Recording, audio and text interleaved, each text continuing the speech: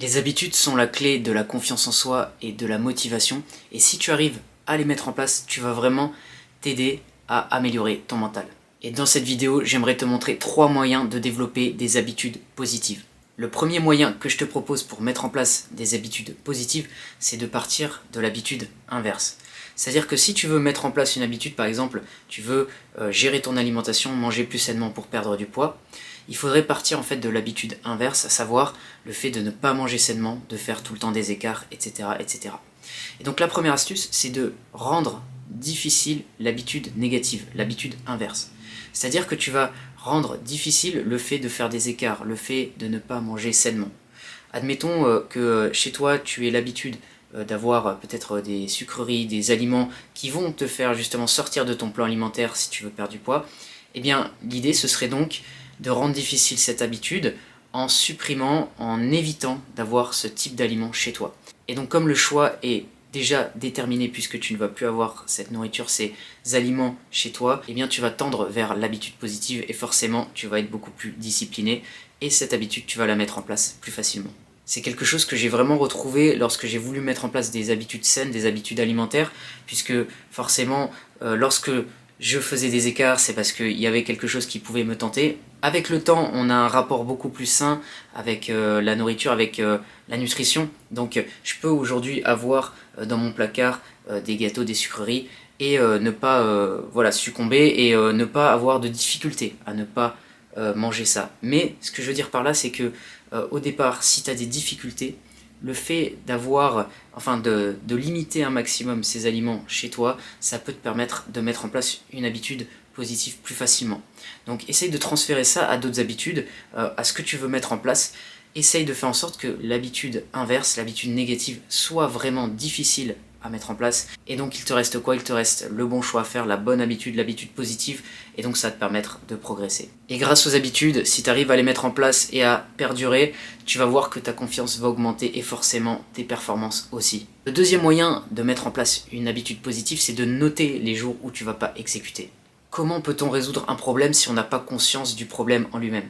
C'est-à-dire que si tu ne sais pas les jours où tu te trompes, où tu ne fais pas, où tu ne mets pas en place cette habitude, où tu n'exécutes pas, et tu ne sais surtout pas pourquoi tu n'as pas exécuté, ça va être difficile pour toi d'avancer et de mettre en place cette habitude. Donc moi ce que je te recommande, c'est par exemple d'avoir un calendrier où tu vas noter ces habitudes, et tu vas voir les jours où tu n'as pas respecté, et surtout tu vas essayer de comprendre pourquoi ça n'a pas marché. C'est une chose qu'on utilise lorsqu'on met en place des défis 30 jours, et c'est vraiment intéressant d'avoir après une visualisation, une vision des jours où on a pu réussir et des jours où on n'a pas fait ce qu'il fallait.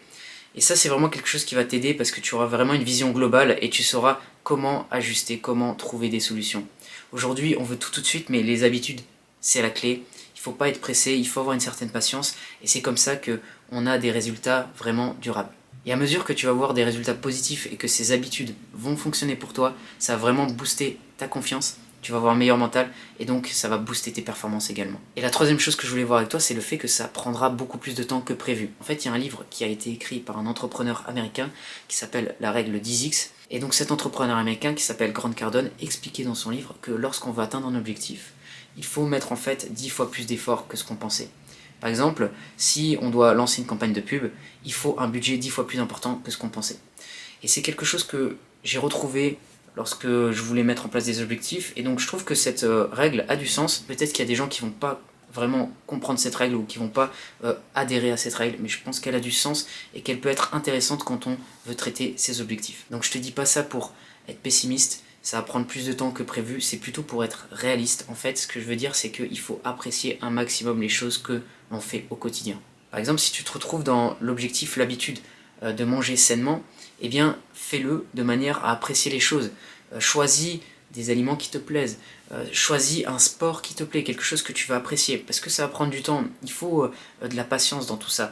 Et quand tu arrives à allier plaisir et patience, eh bien, ça peut te permettre vraiment de booster ta confiance en toi-même et de voir que tu as des résultats au niveau de tes habitudes.